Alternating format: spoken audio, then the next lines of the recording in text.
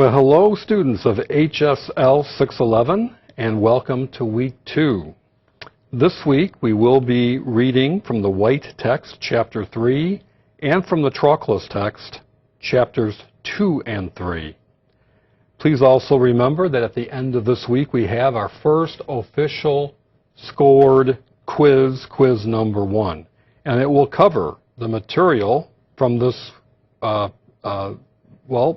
the white chapters 1, 2, and 3, and I like to say anything else that we have to talk about in the discussion board and so forth, but the practical reality is the questions will come as indicated in the syllabus. So in this case, chapters 1, 2, and 3 of the white text.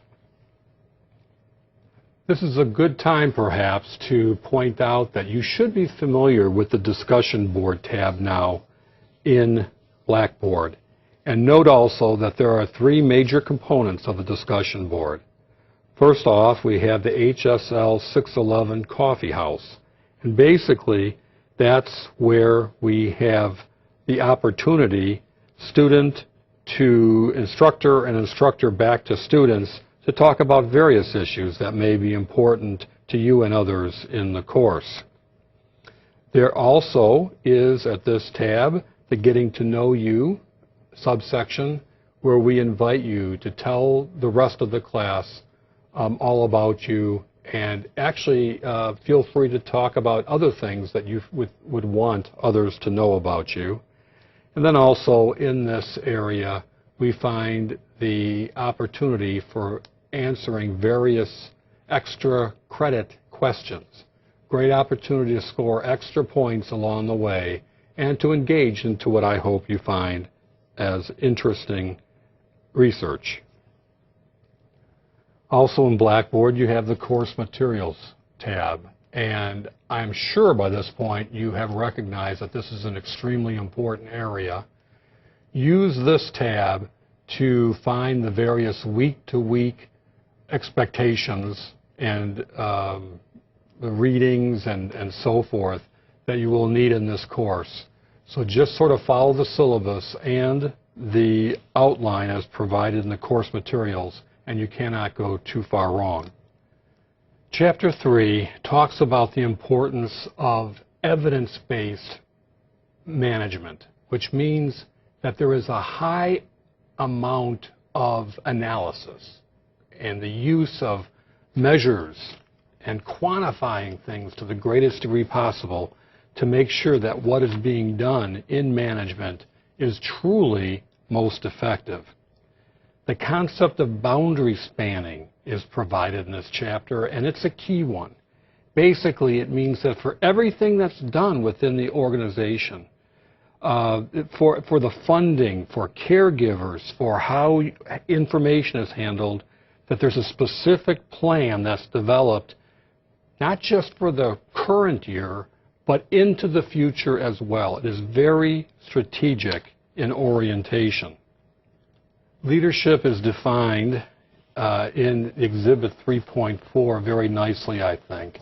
Of course, the governance level at the top, whether it's the governing board or board of trustees or something similar, these are the people that are responsible for that which occurs throughout the organization, responsible for what happens with employee associates, responsible for what happens with medical staff, physician members, and everyone else within the organization.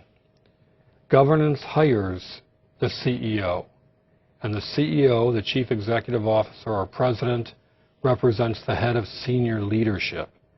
Senior leadership includes many other titles, such as various vice presidents, for example, perhaps the medical director and so forth, but all that is senior leadership. By the way, I just used the term medical director.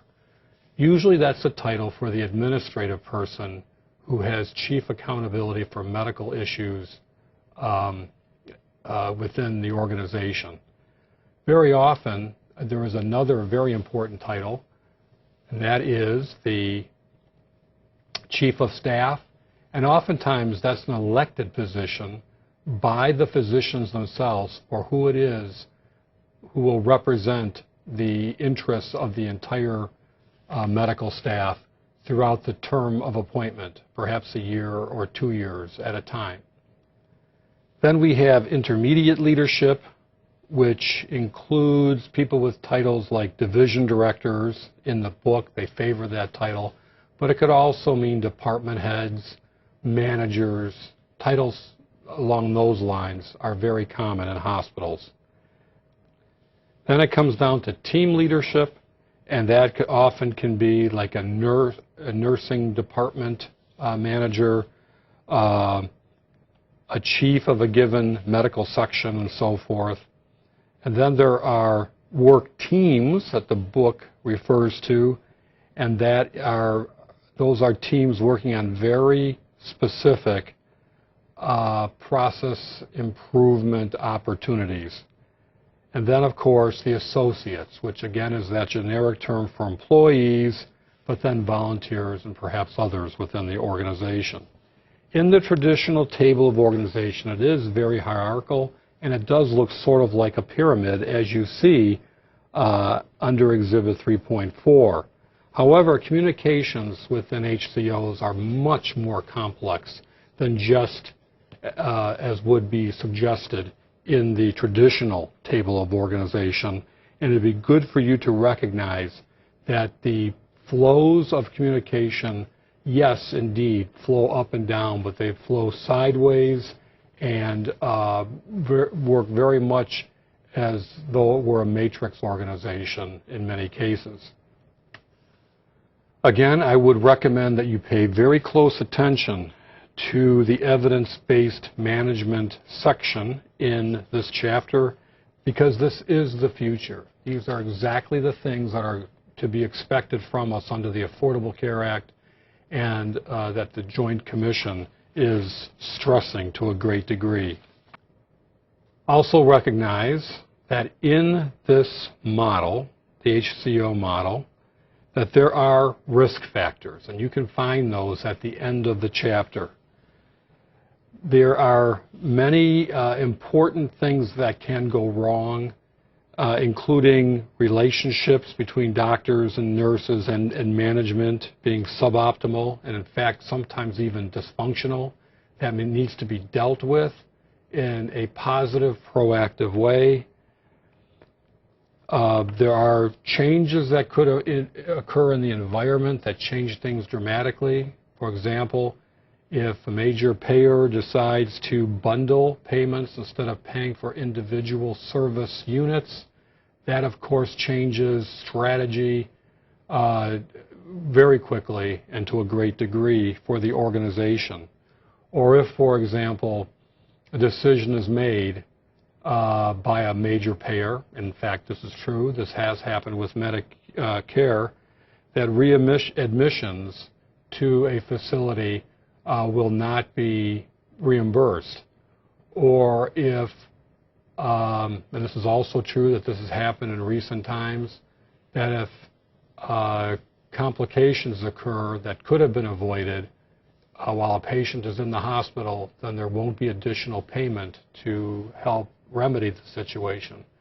So if there is what's known as a nosocomial infection, an infection that the patient receives in the operating room or in the intensive care unit or wherever, and then stays longer in-house because of it, there is no further payment for that. It's important that the governing board not develop unrealistic demands that could really harm the model, and the governance should represent many different stakeholders, but customer majority is important. There shouldn't be dominance by physicians, for example, that may not lead to optimal goal setting on behalf of the entire community. If the operational managers are not effective in remedying situations, in looking for opportunities to improve performance and quality, then ultimately there will be an erosion of HCO effectiveness, and this has to be watched for also. Finally, there has to be sincere commitment throughout the entire organization. Transparency, good communication, a sense that we have honest brokers within the organization. All that will lead to more effective teamwork and higher morale. All this is very important for the HCO. Chapter 2 in Truckless is an extremely important chapter, and it refers to the 7 essential elements of a compliance program. Those 7 elements are, of course, in the book, but it's worth mentioning here too. Standards of conduct and adherence to policies and procedures is the first one. Compliance officer and compliance committee is second. The role of education is third. Monitoring and auditing is fourth. Reporting and investigation processes are fifth. Enforcement and discipline processes is sixth. And finally, at seventh, the response and prevention to help close this continuous loop. Make sure you work on your terminology, and perhaps it would be very good to start a list of terms that you in your own words can understand and appreciate as you review the materials. But words like self-disclosure, unbundling, the International Classification of Diseases, 9th edition, or ICD-9 for coding, DRG creep. Now, that's not a noun, it's a verb. That means that the organization is billing at a higher DRG code in order to get the higher payment, when it isn't necessarily accurate or appropriate. Of course, the feds are very unhappy about that. Pay attention to this idea of the anti-kickback and the anti-kickback statute. What are safe harbors? What are the Stark laws? You should have a good sense of all those things immediately upon reading them and not have to fumble over those particular ideas. Know what a compliance officer is, or a chief compliance officer is another good term, and what the compliance committee's function is within a healthcare organization. And then when we talk about education, understand that there's a wide array of educational opportunities here, and that properly organizations should be involved actively in all of these sub-areas. When we talk about monitoring and auditing, we talk about this important ongoing function that must occur in all healthcare organizations. Know what a fiscal intermediary is and how, for example, the fiscal intermediary relates to the Medicare program. Understand what attorney-client privilege is and how that may be important to you one day as a manager. Understand the importance of when things are reported, how things like a hotline or a compliance helpline can be very effective in information, proper information rising to the top. Recognize that enforcement of your compliance policies is extremely important, and that there should be clear and serious consequences understood by the associates in the organization. And finally, when it comes to response and prevention, recognize the importance of voluntary disclosure. That is, the HCO is reporting to the federal agency, for example, and understand what the benefits are, the potential benefits of voluntary disclosure, as opposed to things being found in audit by a federal auditor, and why that is a far less desirable position to be in. Chapter 3 in Truckless talks about the importance of gaining support throughout the entire organization. That includes board support, management support, not just lip service, but managers very visibly being standard bearers for the effort, gaining physician support, which sometimes means that you have to spend extra time, extra effort in making sure the physicians really understand and appreciate and become champions themselves in this set of issues. Staff support and employee support in general, those are ongoing issues, and the top management needs to continuously exhibit the need for all to be involved in support of these efforts. Now, oftentimes, nothing really defines support better than what sorts of money are allowed to develop a true compliance effort. In other words, if it's a half-time position in the hospital for one individual to take care of all compliance needs, that's quite extraordinarily different than organizations that have a chief compliance officer, staff people that help in the effort and are dedicated to the effort, along with a budget for education, etc. The Trockless Books talks about the importance of the development of a code of conduct and why everybody should understand what is included in the code of conduct, and again, to understand the consequences of individuals who refuse to follow the code. Just like in the white text, the importance of mission and development of goals is extremely, extremely important in the compliance area, and the book talks about sample compliance department mission statements and sample annual goals towards the end of Chapter 3. Know what PDCA stands for? That is plan, do, check, and act. Know what that means and how to put that into effect for given units and especially for a compliance department. That pretty much wraps up the substantive chapters for this week, and so I'd like to invite you again to take the quiz number 1 this weekend and to take it early.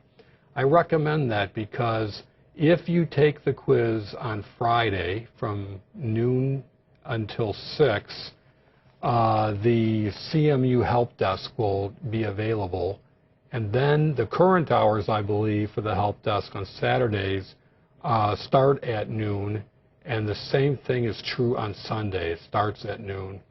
So take your quizzes, take your exam at a time when the help desk is open and operational, so that if you have a technology issue, those are the folks that you call right away to help you, and they're great, by the way. They are very good at helping to problem solve and to keep you in action. So until next